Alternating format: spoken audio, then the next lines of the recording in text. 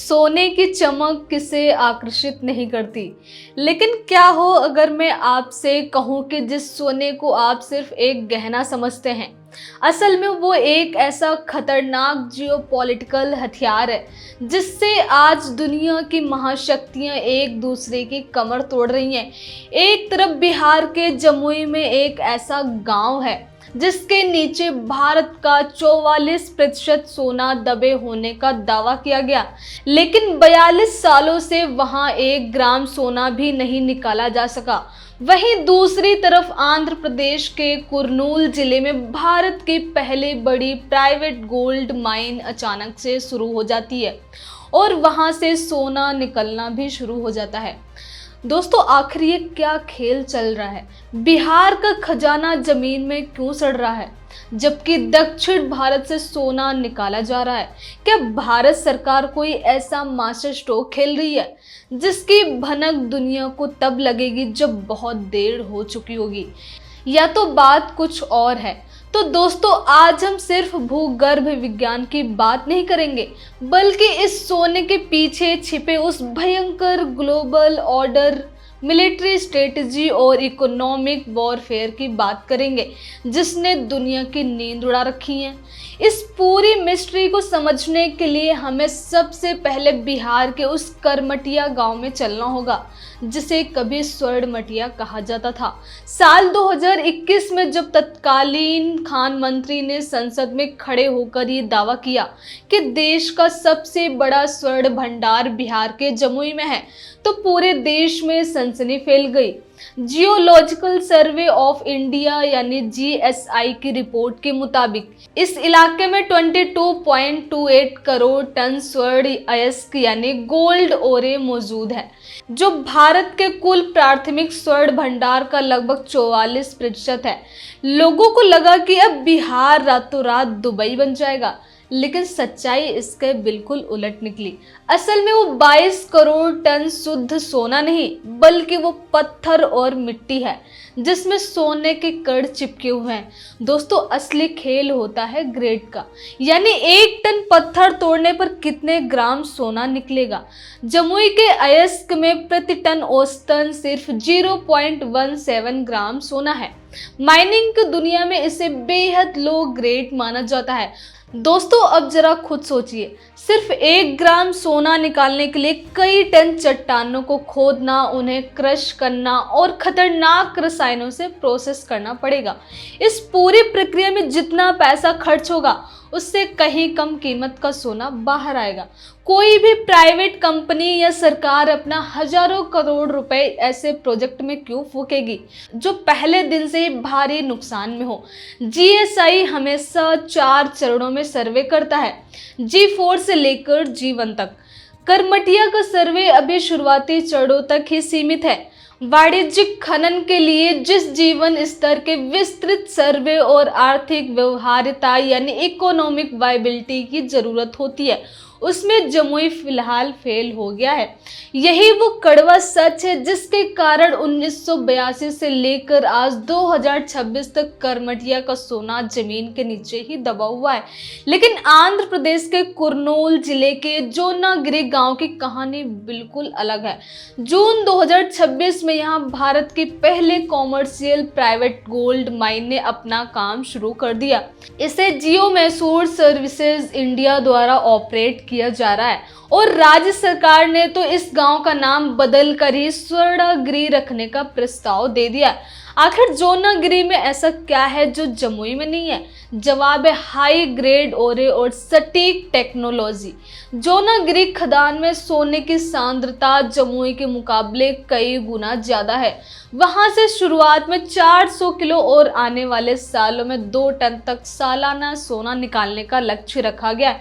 वहां प्राइवेट कंपनियों ने 400 करोड़ से ज्यादा का निवेश इसलिए किया है क्योंकि उन्हें पता है कि वहां का सोना निकालना इकोनॉमिकली प्रॉफिटेबल है। ये भारत के माइनिंग इकोसिस्टम के लिए एक बहुत बड़ी सफलता है जिससे हमारी इंपोर्ट डिपेंडेंस कुछ हद तक कम होगी। लेकिन असली सवाल यहाँ से शुरू होता है कि भारत को अचानक से देश के अंदर सोना निकालने की इतनी जल्दी क्यों मच गई है? क्या ये सिर्फ इकोनॉमी का मामला है? ये पर्दे के पीछे कोई बहुत बड़ा जियोपॉलिटिकल गेम खेला जा रहा है? इसे समझने के लिए आपको पीछे मुड़कर मई 2024 की उस खुफिया और ऐतिहासिक घटना को देखना होगा, जब रिजर्व बैंक ऑफ इंडिया ने एक बेहद गोपनीय ऑपरेशन के तहत ब्रिटेन के बैंक ऑफ इंग्लैंड के वॉल्टेज से अपना 100 टन सोना वापस भारत मंगा लिया था। 1991 के उस दौर को याद कीजिए, जब भारत दिवालिया होने की कगार पर था, विदेशी मुद्रा भंडार खत्म हो चुका था और हमें अपना सोना गिरवी रखने के लिए चार्टर्ड प्लेन से लंदन भेजना पड़ा था। वो भारत के लिए गहरा मनोवैज्ञानिक घाव था दोस्तों। लेकिन आज का भारत बिल्कुल अलग है। आज आरबीआई लगातार दुनिया भर से सोना खरीद रहा है और उसे वापस अपने देश के सुरक्षित वॉल्ट्स में भर रहा है। दुनिया भर के सेंट्रल बैंक्स, खासकर भारत और चीन, पागलों की तरह सोना क्यों खरीद रहे हैं? इसका सीधा सा जवाब है डी-डॉलराइजेशन और अमेरिकी प्रतिबंधों का डर। जब रूस और यूक्रेन का युद्ध शुरू हुआ तो अमेरिका ने रूस के 300 बिलियन डॉलर के विदेशी मुद्रा भंडार को एक झटके में फ्रीज कर दिया। दुनिया ने देख लिया कि अगर आप अपनी संपत्ति डॉलर में रखेंगे तो अमेरिका जब चाहे आपकी अर्थव्यवस्था का गला घोट सकता है।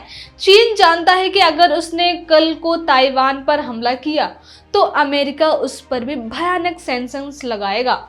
इसलिए चीन की पीपल्स बैंक ऑफ चाइना लगातार अमेरिकी ट्रेजरी बॉन्ड्स बेचकर सोना खरीद रही है। सोना एक ऐसा सोवेरियन एसेट है जिसे कोई भी देश फ्रीज या बैन नहीं कर सकता।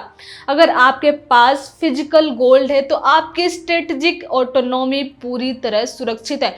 दोस्तों, भारत इस बदलते हुए ग्लोबल ऑर्डर को बहुत अच्छी तरह समझता है। इसलिए भारत न सिर्फ विदेशों से अपना सोना वापस ला रहा है, बल्कि जोनागिरी जैसी डोमेस्टिक माइंस को भी तेजी से ऑपरेशनल कर रहा है। चीन की इस आक्रामक रणनीति को काउंटर करने के लिए भारत को एक बेहद मजबूत सिक्योरिटी आर्किटेक्चर की जरूरत है। भारत सरकार जानती है कि आने वाले समय में असली युद्ध हथियारों से नहीं, बल्कि सप्लाई चेन और इकोनॉमिक लेवरेज से लड़ा जाएगा।